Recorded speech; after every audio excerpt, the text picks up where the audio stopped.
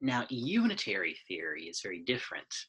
Under unitary theory of executive power, the executive branch is inherently powerful. And Article 2, in its totality, gives the president the power to do anything, legal or illegal, that he or she believes is in the best interest of the nation. The only limit on their authority under this model is if they do something knowingly that they believed to be against the best interests of the nation, which is something that's very difficult to prove. Because after all, presidents have pursued goals that they believed simply incorrectly to be in the best interest of the nation. But how do you prove that they knew? So under this theory, under this model of presidential leadership, so long as the president believes that what they are doing is in the best interest of the nation, they have complete and total authority to do so. Now, to give you an example of what presidencies under this model look like, I'm going to give you two examples. The Nixon presidency and Donald Trump has expressed sympathy with this view of the presidency. Nixon, I want to show you a clip from him first, is very straightforward. Now, he gave a series of interviews with British journalist Robert Frost, who conducted a series of interviews that are fairly famous. They're just called the Frost-Nixon interviews. And he used these interviews as an opportunity to justify his actions post-presidency. And I want you to see how he responds to a question that Frost asks him.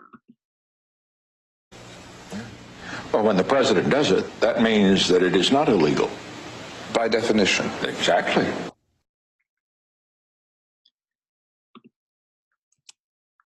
Very simple and straightforward.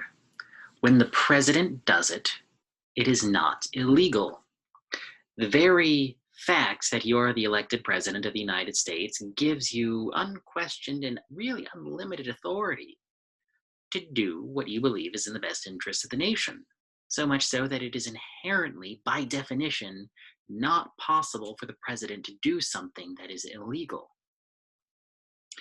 Trump is a little bit more, or rather a little less straightforward about that fact, but I want you to look at this collection of clips where he comments on executive authority under the Constitution.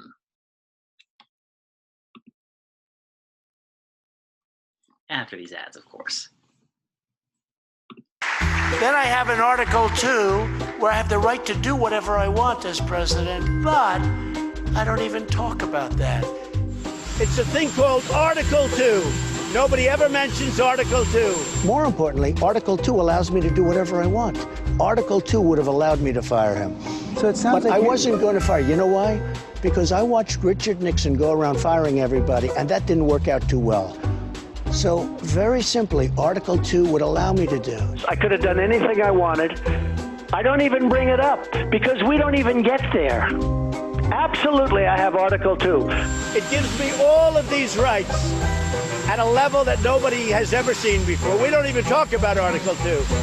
So, they ruled no collusion, no obstruction. Very simple.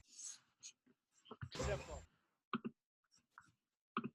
So even though Donald Trump, President Trump, believes that Article 2 gives him the authority to do whatever he wants, he doesn't want to talk about it. But all jokes aside, I mean, this is very much a model of the presidency that is out there, the idea that the executive has this inherent authority to do anything and everything so long as they believe that it is in the best interest of the nation, and regardless of whether or not it breaks any statutory laws.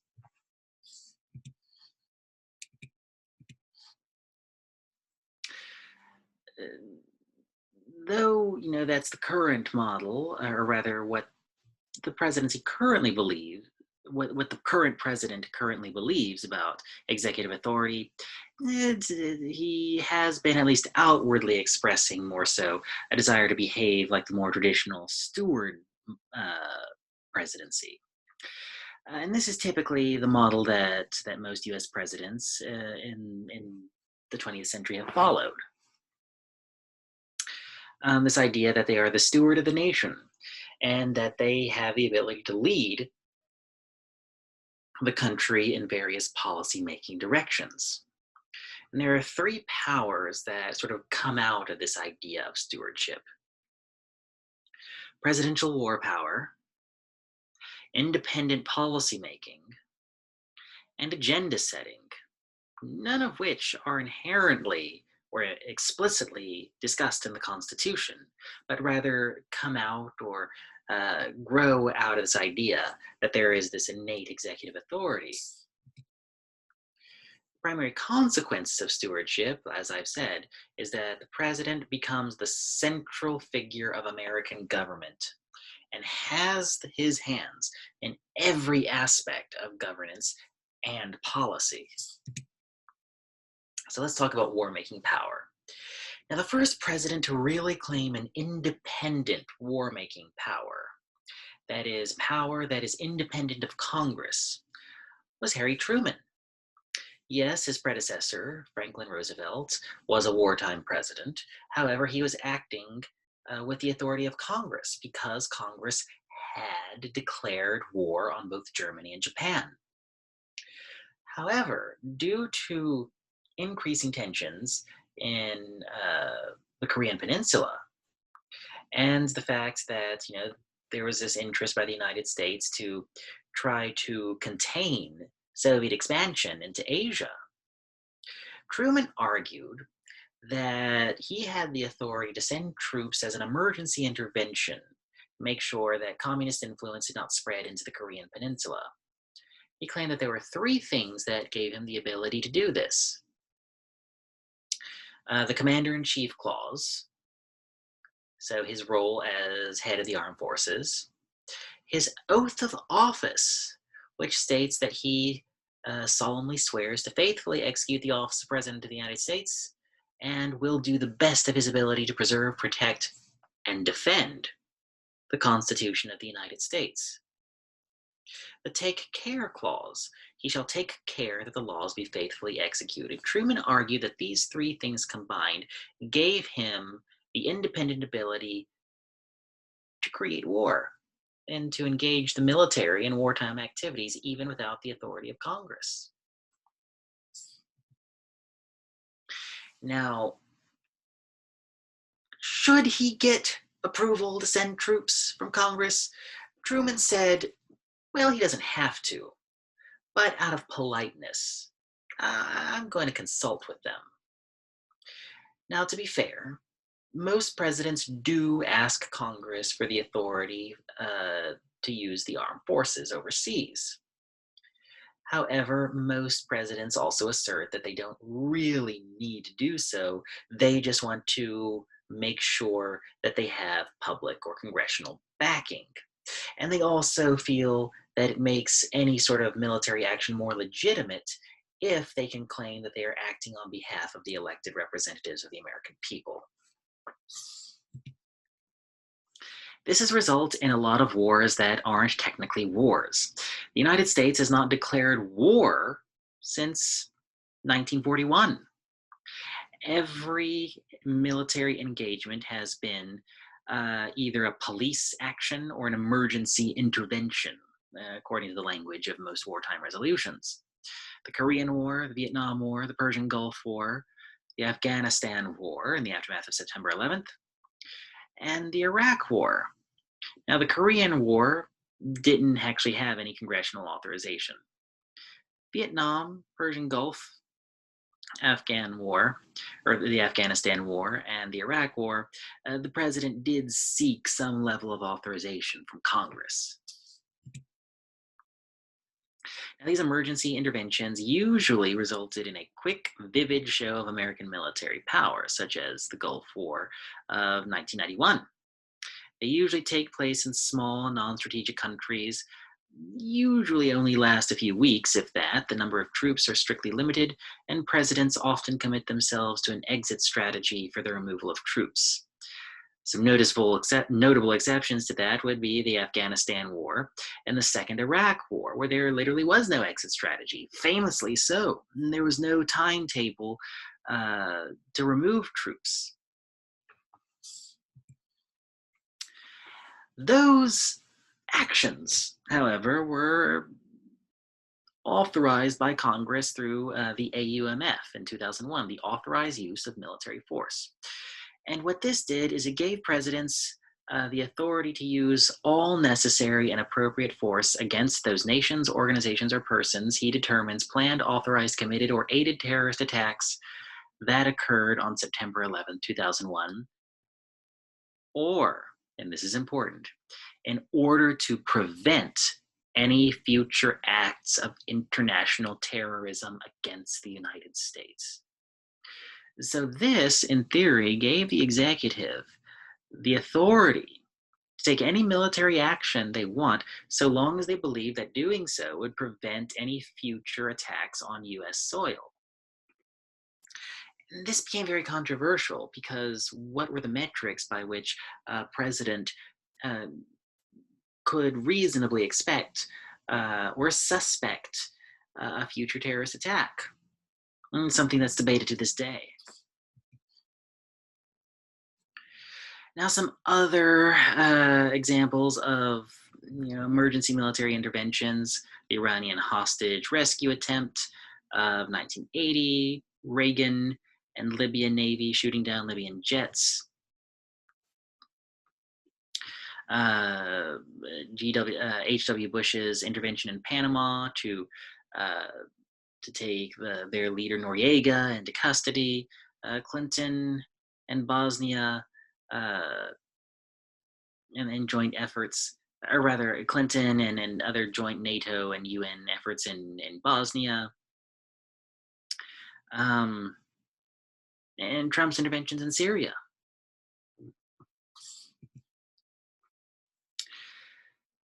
Now, in addition to foreign war-making powers, the president also has domestic independent policy-making authorities through executive orders and executive agreements. Executive orders are documents signed by the president to address a specifically policy matter that does carry the same weight of law, but it can't go against something that Congress has already passed, nor can it break any existing laws, obviously. Executive agreements are documents negotiated by the State Department and signed by the president to enter into an arrangement without another country or countries with another country or countries that has the same weight in law as a treaty signed by the president and consented to 2/3 of the Senate. These are essentially, and that's a typo where it says without another country, with another country, arrangements that one president, or the president, I should say, has with another president or prime minister, that they will agree to behave in a certain way. And it's sort of, you could almost call it an informal agreement between them. And it carries the same weight as a treaty, but it doesn't necessarily last as long as what a treaty might. So some executive orders that have been very, very substantial in their scope. Franklin Roosevelt, in response to the Great Depression, the stock market crash, as a result of the stock market crash, temporarily closed all banks. Harry S. Truman desegregated the military. Richard Nixon created the Office of Environmental Quality, which was the precursor to the EPA. Gerald Ford issued a ban on political assassinations in other countries. William Clinton, famously, or perhaps infamously, issued the Don't Ask, Don't Tell executive order, saying that gay and lesbian recruits could join the military so long as they did not disclose their sexual orientation, nor would the military ask about their orientation. Barack Obama also created DACA through executive action. And Donald Trump, again, famously or infamously, issued the travel bans from predominantly Muslim countries under his executive authority through executive orders. Now, I just want to very quickly, speaking of the travel bans, one of the reasons why the first rollout of the travel ban was so messy, and regardless of what you think of the substance or the merit of the travel bans. The rollout of the first one was indeed logistically problematic because Border Patrol agents were unsure how to act whenever they received a visitor from one of the countries that was listed in the executive order. Planes were unsure whether or not they should take off because they had passengers from the list of banned countries. Nobody really thought out the logistics of it.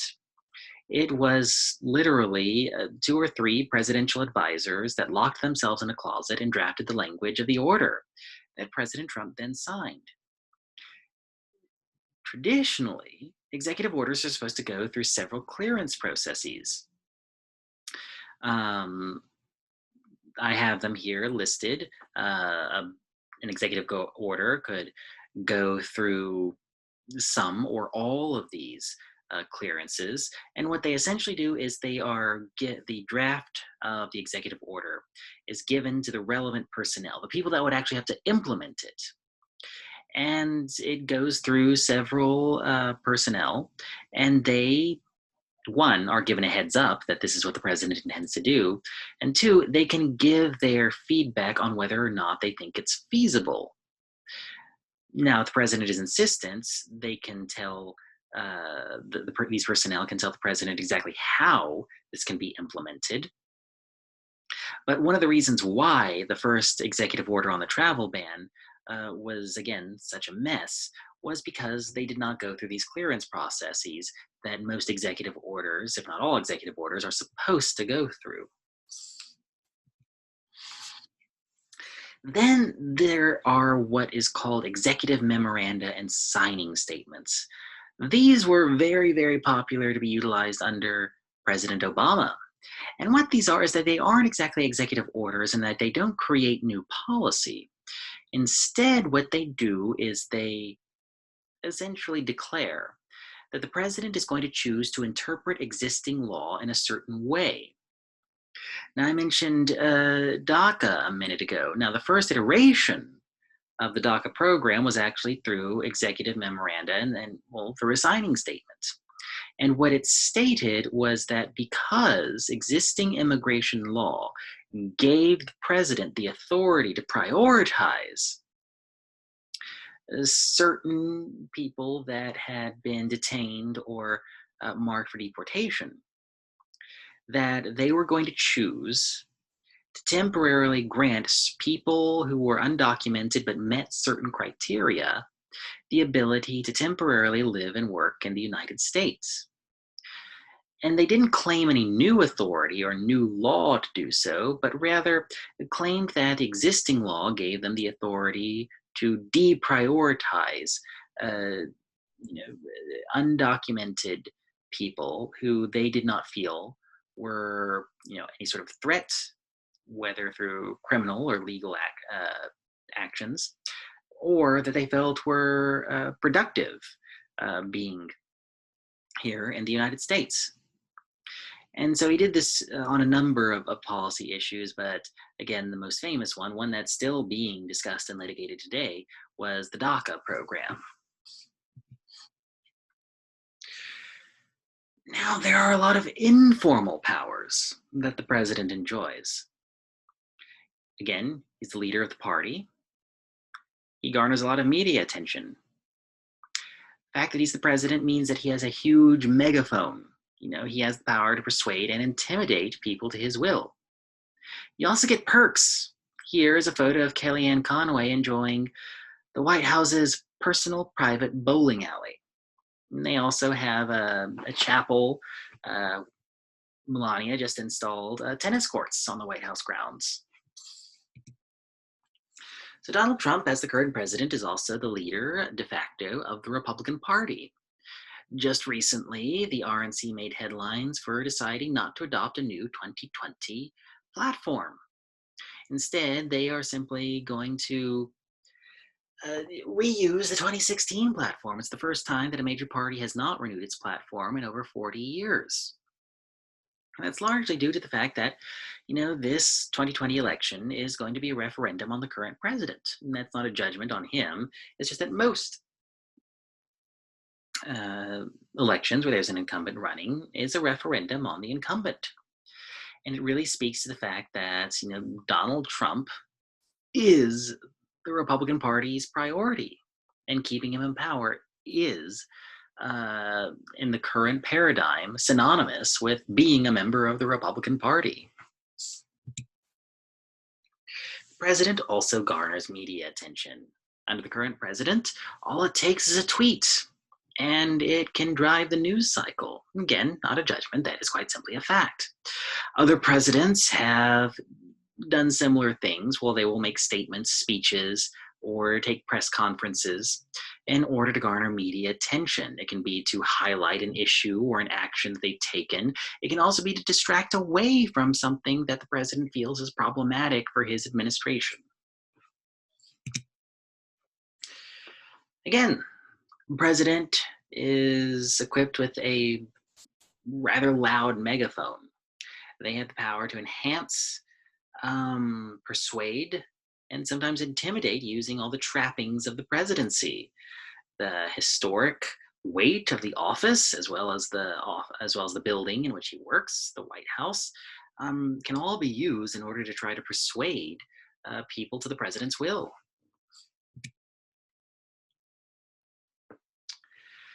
Now, agenda setting.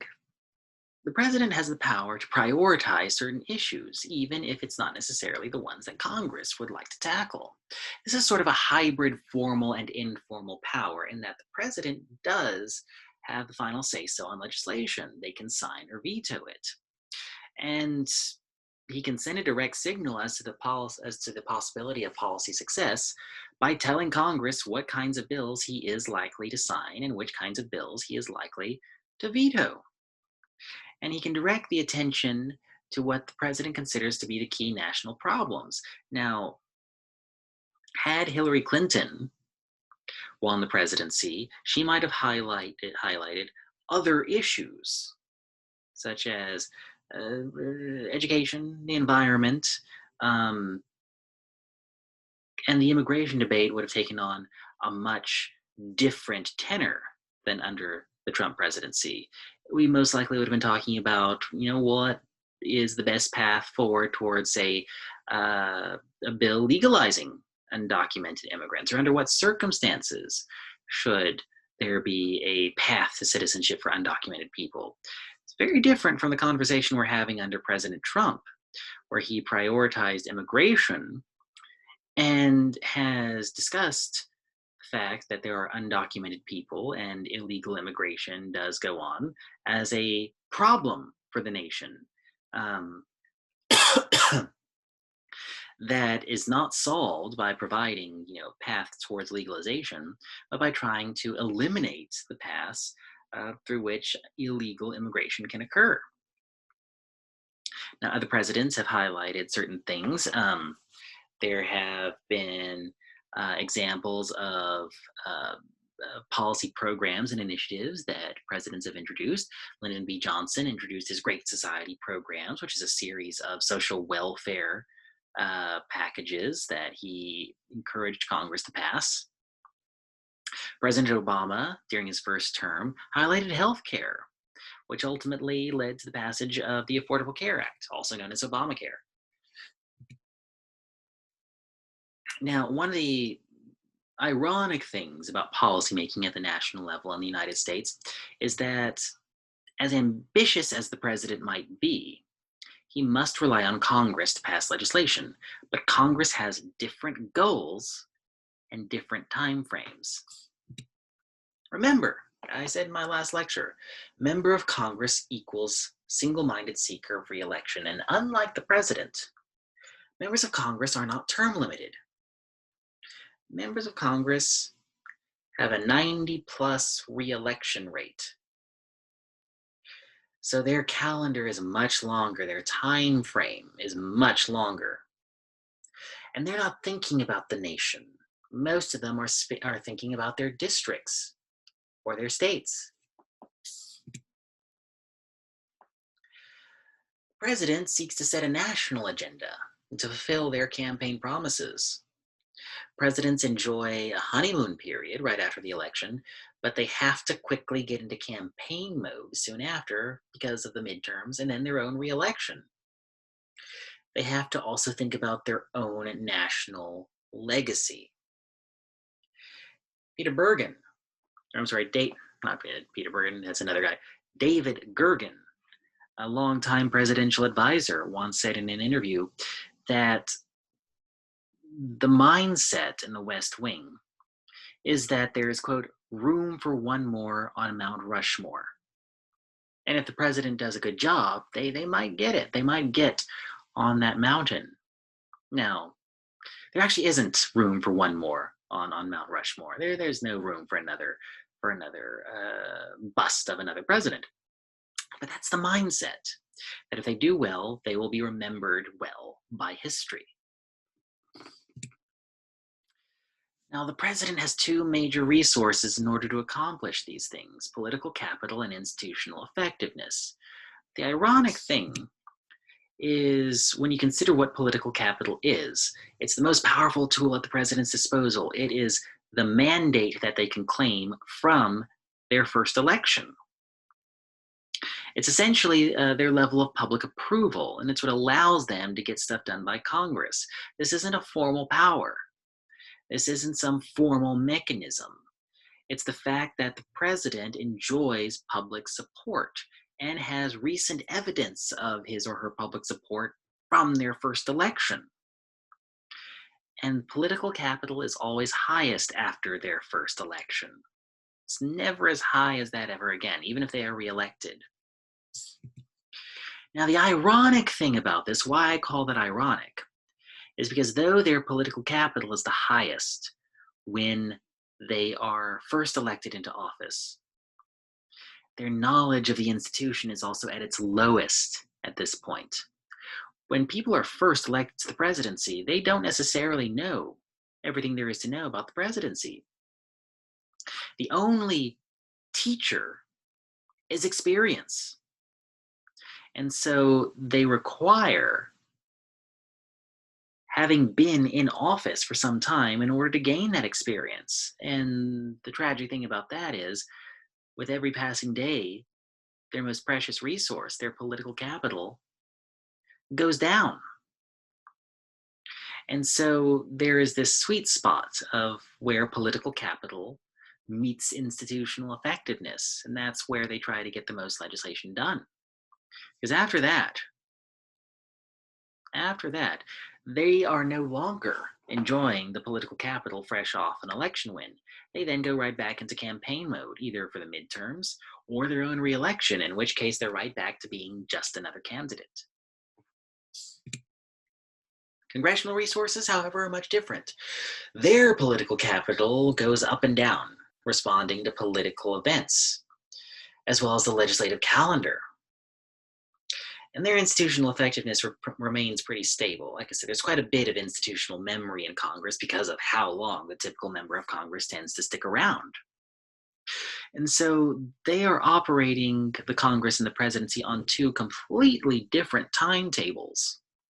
And they are also dealing with very different political resources. So presidents, again, by virtue of them being the leader of their political party, the fact that they can employ, such a loud megaphone from the Oval Office, and that is combined with the official authorities given to him under the Constitution, he has the power to set the agenda, but Congress can either pass or sit on that policy agenda. So what are the major takeaways from this lesson on the presidency? Well, there are two categories of powers that the president enjoys: formal and informal. The formal powers are subject to debate, but have grown over the course of American history. Informal powers are, again, not found anywhere in the Constitution, but arguably have grown far more in their scope over the past 200 years than the formal powers. And it's largely where the president currently enjoys the most of his authority. Combined, the evolution of these formal and informal powers have made the president the central and most powerful figure in American politics, and it looks likely to remain that way for quite some time. Though, again, President Trump and Vice President Biden will be presenting two very different visions of the presidency in the coming months as they gear up for their own for election season. They are both going to assume a very powerful presidency, and a presidency that is placed at the center of American governance and politics. So that's it for this session. Again, as always, if you have any questions, you can feel free to email me.